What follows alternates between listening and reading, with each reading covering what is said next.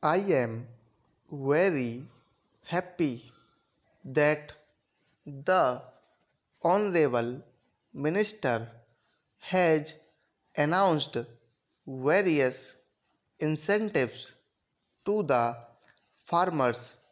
I talked to some of them, but it seems some confusion is being created sometimes, and I give you the example of Tamil Nadu. Our honorable member and Congress president of Tamil Nadu had gone to Tamil Nadu, and he accused Mr. Singh of working inside the government as an agent of the capitalist and imperialist forces and exploiting the situation, and he further said that the last two budgets presented by our Prime Minister and the Finance Minister have sought to correct the distortions and deviations. What I am trying to say is that somebody else presenting the budget, it is the Congress budget. What I would say is that there is a certain direction, whether it is presented by Mr. Singh or by somebody else. The essential thing is that it should be beneficial to the people.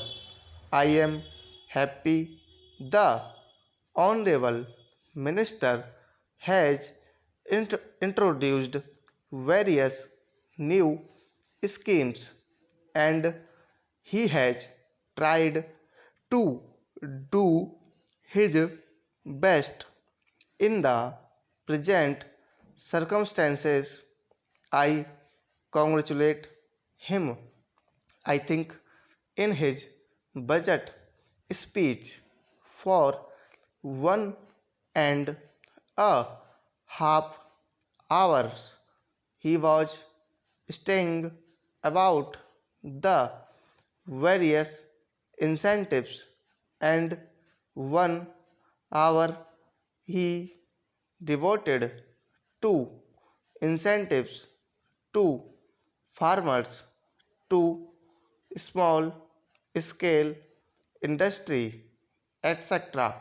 So if I have to refer to all that, it will take long time for me to repeat. I am happy that under the present circumstances he has done so much for the agriculturist. Finally, I would say that whatever kind of subsidy you give to the farmer, you have to ensure remunerative prices to him. Unless you give proper price, whatever you do to help him will not be of much use. I am sure the agricultural prices and cost commission will arrive at the proper price which should be given to the farmer, and unless a fair price is given to the farmer, lot of the farmers cannot be improved. They have to spend more on inputs. They have to spend more on so many other things, and they have to purchase also. Therefore, it is essential that they get a fair price for their produce. I have one more request to make. It has been said that the export duty on coffee is going to cripple the coffee industry in the South. I hope the Honorable Minister will exempt the industry in respect of export duty. Sir, the general budget is a reflection of government's drive and direction on economic front. I think this budget should have had a positive direction. This budget lacks positive direction and initiative towards arriving at the realistic goal. Of course, there are many kinds of promises. For example, the Garibi Hatao slogan. The present budget is replete with various types of concessions and thereby attempting to prove that the budget is by far the softest ever presented in the House, but the pre-budget hike in different essential commodities has already hit the people. Today, railway journey has become costlier. Similarly, telecommunications rates and petrol prices have also been increased.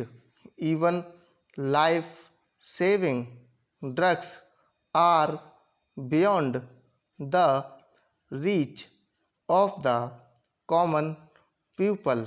Sir, I would like to say that the annual budget can never deliver goods if the planning process is not down to earth.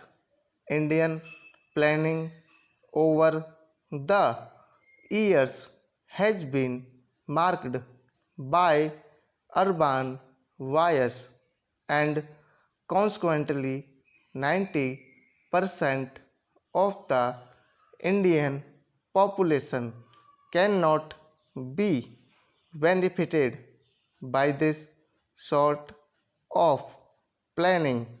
So far as irrigation is concerned, Assam state stands at the nadir. During plan period, a large number of states have brought over 50% of their cultivated area under irrigation, but in Assam, hardly 13% of the land is brought under cultivation and hardly 45% of the crops are brought under irrigation. There is one Brahmaputra board, but finance are not yet properly given to it, and there is no provision for storage of irrigation projects. Moreover, power and irrigation facilities are the major input for development. Assam has immense resources, immense potential, but they are not properly exploited due to lack on vision of the planners, and that is why the northeastern states, including Assam, remain still backward. Sir, the state's domestic product increased only by 3%, while per capita state domestic product was minus 3%. This is because of the tremendous population growth due to migration to Assam.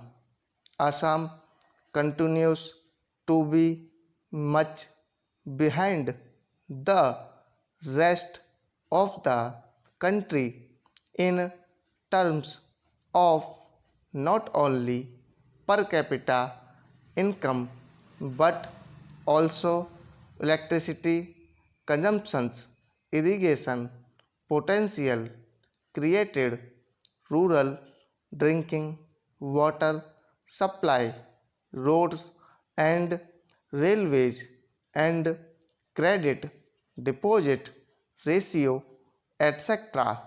And sir, what is more deplorable is the fact that Assam is the lowest amongst the northeastern states in per capita plan outlay throughout the country.